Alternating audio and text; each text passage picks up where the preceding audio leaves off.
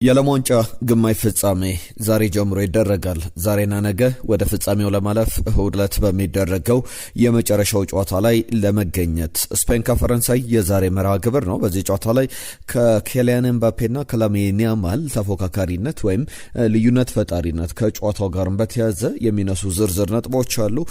በርከት ያሉ ጉዳዮችን እያነሳንበት እንቆያለን። ሰላም ጤና ይስጥልን ብለናል። የተወደዳችሁ ስፖርታዊ ጉዳዮቻችን ተጀምሯል። በክለቦቻችሁ በኩል ማንቸስተር ዩናይትድ አመርቂ ስራዎችን በዝውውር እየሰራ ይገኛል። በተለይ አማካኝ ስፍራ ላይ የኤደርሰን ጉዳይ ከምን አደረሰው ለምትሉ ትቶታል ሲባል ነበር። አዲስ ጉዳይ ተሰምቷል። የዩሪ ቴሌማንስ ከዛ በተጨማሪ አንድሬ ሳንቶስ ጉዳይ ይነሳል። ቸልሲ ቤት ያሉ ጉዳዮች አሉ። ከአርሰናል ጋር በተያያዘ በብሩኖ ጉማሬ ዝውውር ዙሪያ አዲስ በጣም ጥሩ መረጃም ተሰምቷል። የኡሊያን አልቫሬዝ ጉዳይ፣ ሌሎችንም ከአርሰናል ጋር በተያያዘ የሚነሱ በርከት ያሉ መረጃዎች አሉ። ከሊቨርፑል ጋር ሌሎችንም ክለቦች በተመለከተ በተለይ ባርሰሎናና ማንቸስተር ሲቲን የተመለከተ ጉዳይም እያነሳን እንቆያለን። አጫጭር ጉዳዮችን በስፋት እንነግራችኋለን። አንዳንድ ወጣ ያሉ ጉዳዮችንም እየተመለከተን እንቆያለን። በቻላችሁት አብራችሁን ቆዩ። የዩሪ ቴሌማንስን ዝውውር እንዴት ተመለከታችሁት? ዩሪ ቴሌማንስ በፕሪሚየር ሊግ ልምድ ያለው ማንቸስተር ዩናይትድ ከዓመታት በፊት ማስፈረም ነበረበት የሚባልለት አይነት ዝውውር ነበር። አሁን ማንቸስተር ዩናይትድ ዝውውሩን ለማጠናቀቅ ከጫፍ ደርሷል። የዚህ ዝውውር ከሞላ ጎደል ያለቀ የተጠናቀቀ ነው። ከአንዳንድ ዝውውሮች በክረምቱ ከተመለከትናቸው አሁንም እየሰማናቸው ካሉ ዝውውሮች አንጻር እንዴት ይታያል ብለንም ነገሮችን ለመመልከት እንሞክራለን። የእናንተንም ሀሳቦች አካፍሉም። በምናነሳቸው ጉዳዮች ላይ ይህንን ቪዲዮ ላይክ አድርጋችሁ ጀምሩ። ሁሌ እንለዋለን፣ ላይክ አድርጉልን፣ ላይክ አድርጉልን፣ ላይክ አድርጉልን። ላይክ አድርጋችሁ ጀምሩ። ታግዙናላችሁ፣ ታበረታቱናላችሁ። በርከት ያሉ ጉዳዮችን እናነሳለን። በቀጥታ ወደ ጉዳዮቻችን አልፈናል። ከዓለም እግር ኳስ ዋንጫ ጋር በተያያዘ ዛሬ የሚደረገው ጨዋታ ይጠበቃል። ስፔንን ከፈረንሳይ በቅርብ ጊዜያት ላይ በተለይ ዩሮ 2024 ሰሚፋይናል ላይ ስፔንና ፈረንሳይ ተገናኝቶ ነበረ። በዛ በሰሚፋይናሉ ላይ የተደረገውን ጨዋታ እናስታውሳለን። ዛሬ ምሽት 4 ሰዓት ላይ ጨዋታቸውን ያደርጋሉ። ይህ ጨዋታ የሚደረገው ቴክሳስ አርሊንግተን ኤቲ&ቲ ስቴዲየም ላይ እንደሆነ ይታወቃል።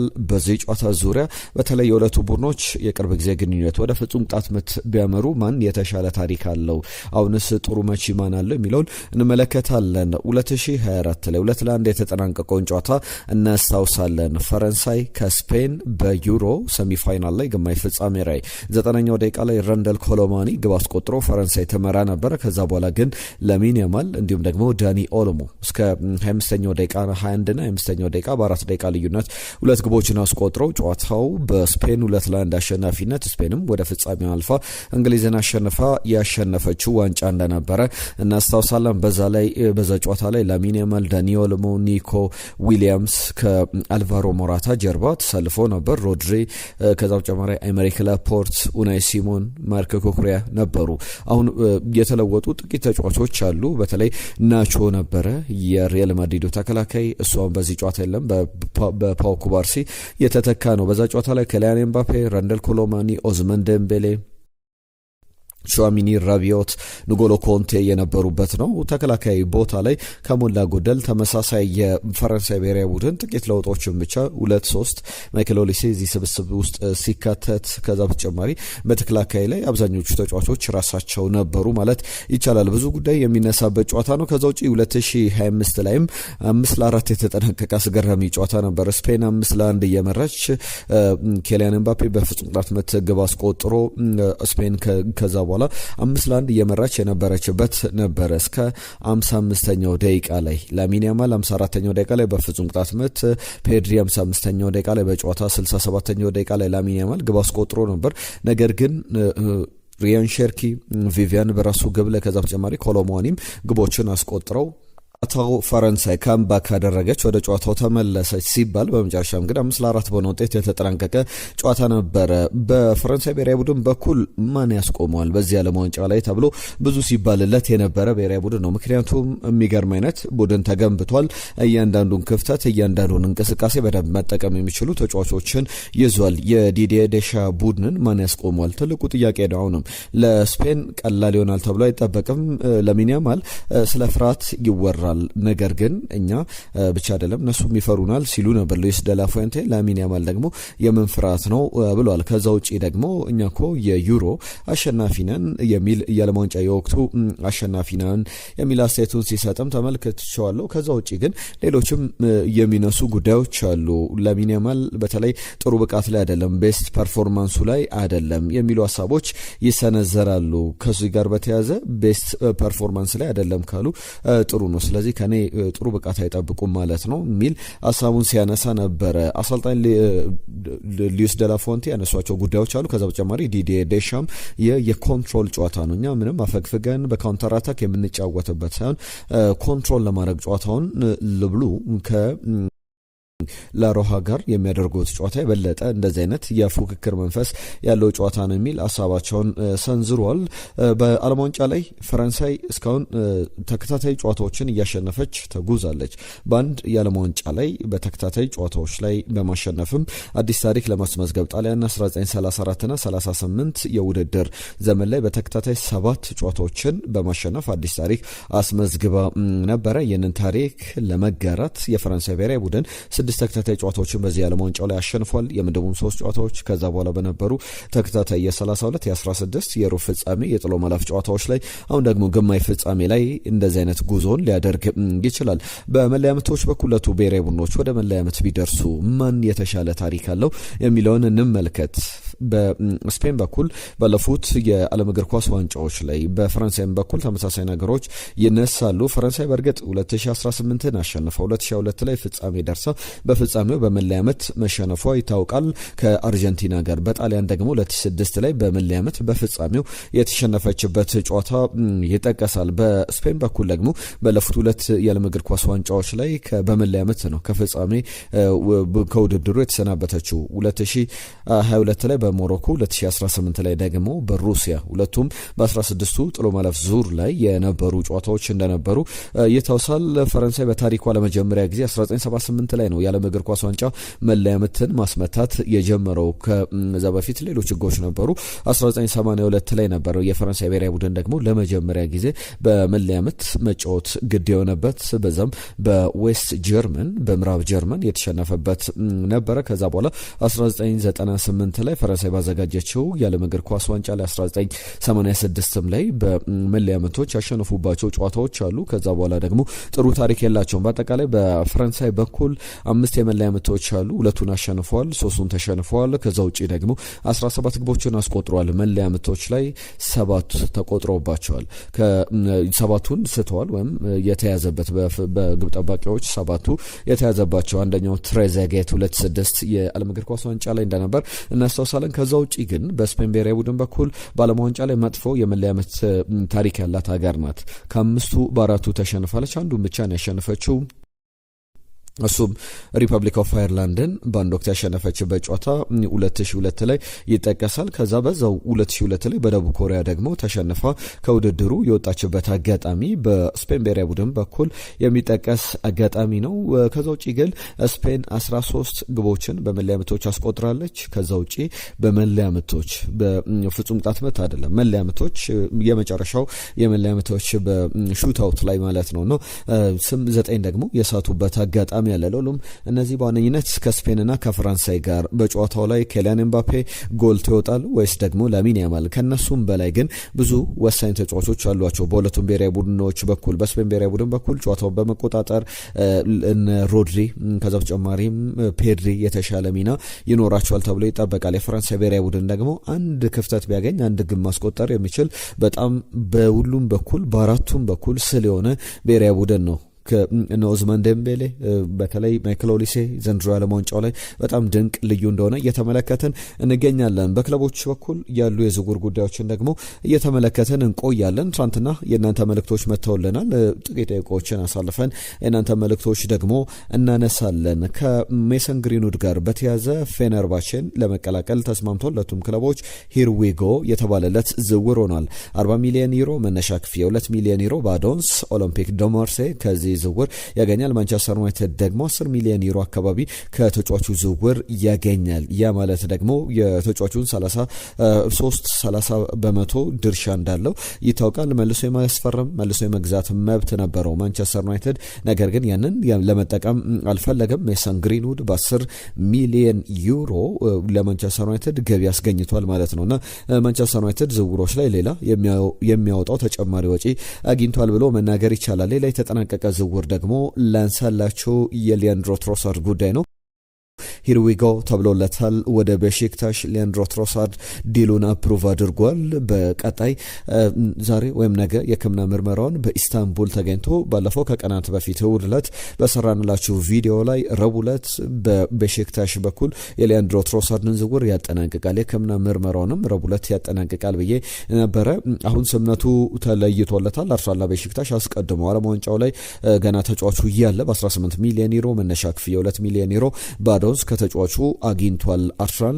በአጠቃላይ ደግሞ የሕክምና ምርመራው ከተጠናቀቀ በኋላ ይፋ የሚደረግ ዝውውር ነው። በኢስታንቡል በቤሺክታሽ እየተጫወተ እንመለከተዋለን። 3 ዓመት የመጀመሪያ ኮንትራቱ ነው። ከዛ በኋላ አንድ ተጨማሪ ዓመት ተጫዋቹን የማስፈረም መብት አለው ቤሺክታሽ። ያ ማለት ደግሞ እስከ 35 ዓመቱ ድረስ አሁን 34 ዓመቱ ነው፣ 31 ዓመቱ ላይ ይገኛል። እስከ 35 ዓመቱ ድረስ ቤሺክታሽ ተጫዋቹን የማጫወት መብት አለው። የሊያንድሮ ትሮሳርድን ዝውውር እንዴት አያችሁት? እስቲ አርሰናል ደጋፊዎች ድምጻችሁን እንስማ።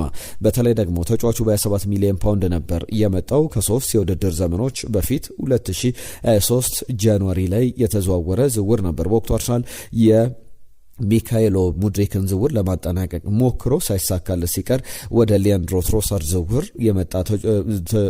ወደ አርሰናልም የመጣ ተጫዋች ነውና እንዴት ያለ ቆይታ ነበረው? ስኬታማ ነው ልንለው እንችላለን? አርሰናልስ ተጫዋቹ መሸጥ አልነበረበትም ብላችሁ ታስባላችሁ? ሀሳብ አስተያየቶቻችሁን አካፍሉን። ማንቸስተር ዩናይትድ ወርቃማ ስራ እየሰራ ነው ብሎ በደንብ መናገር ይቻላል። ዩሪ ቴሌማንሰን በ35 ሚሊዮን ፓውንድ ወይም 40 ሚሊዮን ዩሮ ተጫዋቹን የውል ማፍረሻውን ከፍሎ ዩናይትድ ለማስፈረም ተስማምቷል። ተጫዋቹም የሚፈልገው አይነት ዝውውር በሊጉ ላይ በእርግጥ ማንቸስተር ዩናይትድ አርሰናል ከዚህ ጊዜ በፊት ማስፈረም የነበረባቸው በተለይ ደግሞ ሌስተርን በነጻ ዝውውር አስቶን ቪላን ሌስተርን ለቆ አስቶን ቪላን በሚቀላቀልበት ወቅት ላይ ያኔ ነበረ የተጫዋች ከነዚህ ክለቦች ማምለጥ ያልነበረበት። ማንቸስተር ዩናይትድም አርሰናልም ሌሎችም ትልቅ ክለቦች ማስፈረም የነበረባቸው ሊጉን የለመደ ሊጉን የሚያውቅ ተጫዋች ነው። አሁን 29 ዓመቱ እያለ ማንቸስተር ዩናይትድ በ40 ሚሊዮን ዩሮ ወይም በ35 ሚሊዮን ፓውንድ አስፈርሞታል። አንዳንድ ንጻሪዎች አሉ። ለምሳሌ ማቴዎስ ፈርናንዴዝ 2 የውድድር ዘመን በፕሪሚየር ሊጉ ላይ ልምድ ያለው ተጫዋች ነው። 85 ሚሊዮን ፓውንድ ከፍሎ ቶትናም አስፈርሞታል። ማንቸስተር ዩናይትድ ግን ለነዚህ 2 ተጫዋቾች በአጠቃላይ 85 ሚሊዮን ፓውንድ አካባቢ አውጥቷል። ለአንድሬ ሳንቶስ እና ለዩሪ ቴሌማንስ ጥሩ ዝውውር ነው ብላችሁ ታስባላችሁ?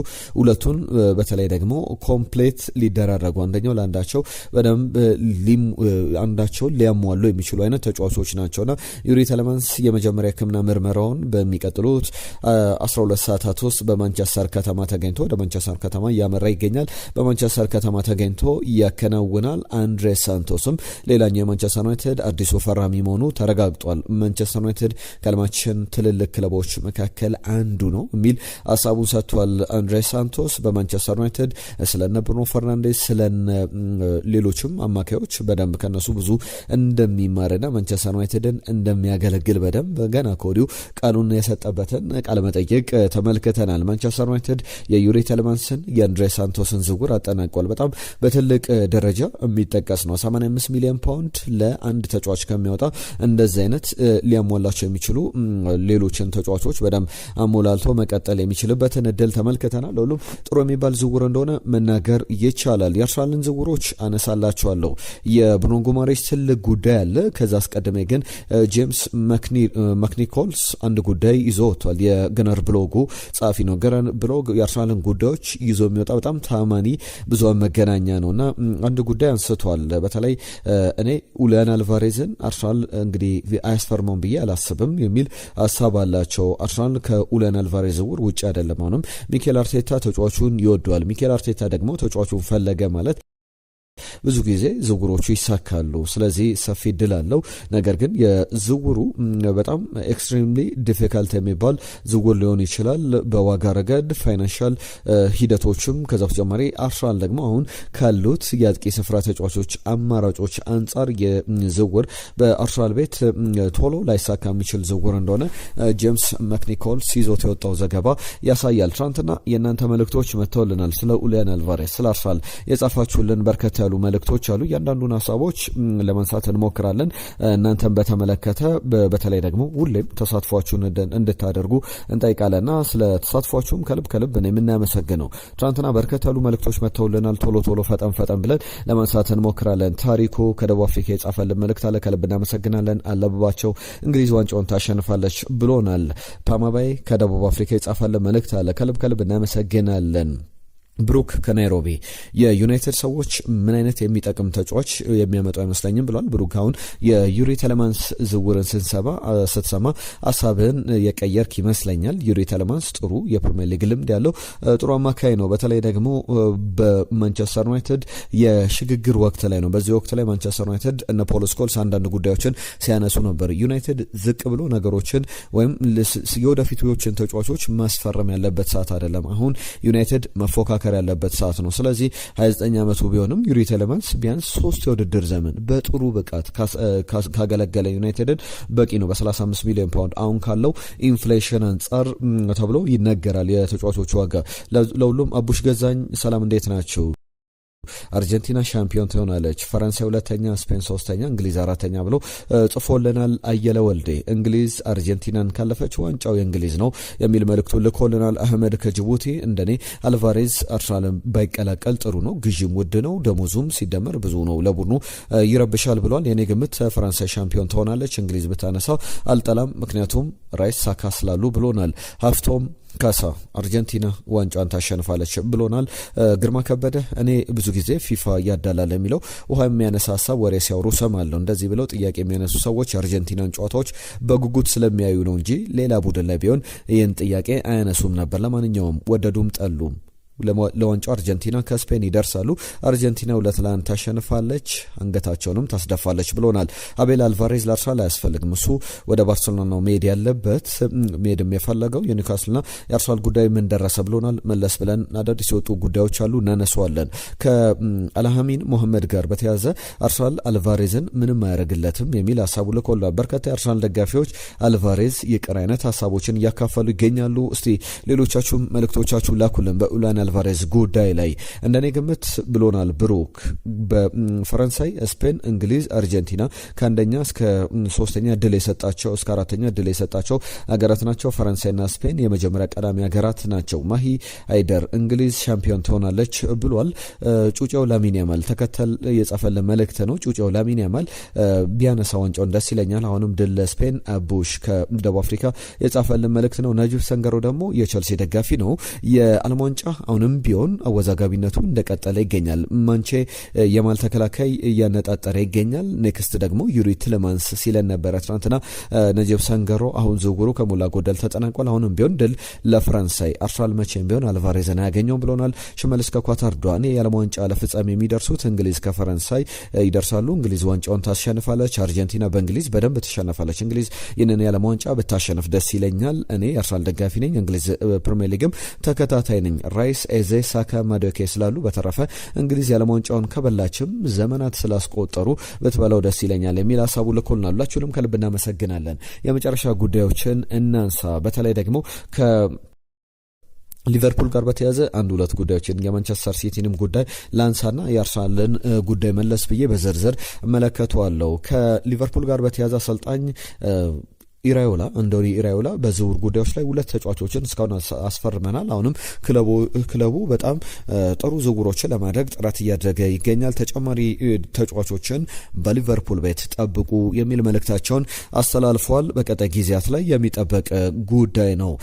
በተለይ ሁለት ዝውውሮች ይጠበቃሉ። ከነዚህ ሁለት ዝውውሮች በተጨማሪም ዋና አሰልጣኙ ያነሷቸው ጉዳዮች አሉ። ተጫዋቾች ቶሎ ቢመጡልኝ ደስ ይለኝ ነበር በጣም ራስ ወዳድ በመሆኔ፣ ነገር ግን እግር ኳስ እንደዛ እንደዛ አይሰራም፣ እግር ኳስ እንዴት እንደሚሰራ አውቃለሁ የሚል ሀሳባቸውን ሰጥቷል። ከአርሰናል ጋር በተያዘ የብሩኖ ጉማሬዥ ጉዳይ ላይ ምን አዲስ ነገር አለ ለምትሉ ብሩኖ ጉማሬዥ እስከ 50 ሚሊዮን ፓውንድ ዝቅ ብሎ ሊሸጥ ይችላል የሚል ሀሳቦች እየወጡ ይገኛሉ። አስቀድሞ ብዙዎች ሲፈሩት የነበረው 80 ሚሊዮን ፓውንድ 70 ሚሊዮን ፓውንድ ኒውካስል ይጠይቃል። አርሰናል ደግሞ ከ60 ሚሊዮን ፓውንድ 65 ሚሊዮን ፓውንድ በላይ አይከፍልም ብለን እኛ በተደጋጋሚ ስናነሳ ነበር። ዘቴሌግራፍ ሉክ ኤድዋርድስ ይዞት የወጣው ዘገባ በተለይ የኒውካስል ዩናይትድን በኩል ወኪሎች ያሉ እንደዚህ አደራዳሪዎች በማል ከወኪሎችም በላይ ወኪሎች በተጫዋቾቹና በክለቦቹ በኩል ያሉና አደራዳሪዎች ደግሞ በቀድሞ የኒውካስል ዩናይትድ ባለቤቶች መካከል አማንዳ ስተቭሌን ታስታውሷላችሁ።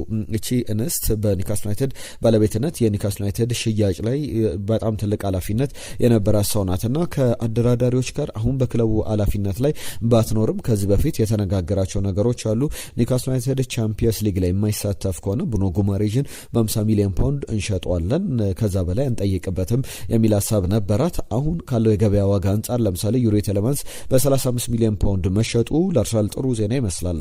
ምክንያቱም 29 ዓመት የተቀራራቢ እድሜ ላይ ነው ያሉት። በእርግጥ ብሩኖ ጉማሬዥ በፈረንጆቹ 2027 ሳይገባ በፊት ወይም የ2026 ሳይጠናቀቅ በፊት 29 ዓመቱን ይይዛልና እድሜው ለገፋ ከዛ በተጨማሪ ኒውካስል ዩናይትድ የ3 ዓመታት ቀሪ ተጫዋቹን የማቆየት መብት አለውና በዛ ሂደት ደግሞ በ50 ሚሊዮን ፓውንድ ተጫዋቹን አርሰናል ሊያገኝ ይችላል የሚሉ ዘገባዎች ተደጋጋሚ ወጥተዋል። ከማንቸስተር ዩናይትድ ጋር በተያያዘ ለኤደርሰን ጉዳይ ሪኔጎሼት ሊያደርግ ከአታላንታ ጋር ዳግም ሊደራደር ይችላል የሚል ዘገባን ይዞ የወጣው ደግሞ ማንቸስተር ኤቨኒንግ ኒውስ ነው። በተጫዋቹ በኩል ማንቸስተር ዩናይትድ 35 ሚሊዮን ፓውንድ ለመክፈል ተስማምቶ ነበረ። በአዶንስ ደግሞ 3.8 ሚሊዮን ፓውንድ አጠቃላይ 40 ሚሊዮን ፓውንድ። ነገር ግን ያንን ድርድር አሁን ትቶታል። ማንቸስተር ዩናይትድ አነስ ባለ ክፍያ በተለይ የተጫዋቹ የጉልበት ጉዳት እንደ ትልቅ ስጋት ሆኗል። አታላንታ ደግሞ ለተጫዋቹ አዲስ ውል አቅርቦለታል የሚሉ ዘገባዎች አሉ። ነገር ግን ማንቸስተር ዩናይትድ እስከ 20 ሚሊዮን ፓውንድ 25 ሚሊዮን ፓውንድ የተጫዋቹን ዋጋ በተለይ በተጠናቀቀ የውድድር ዘመን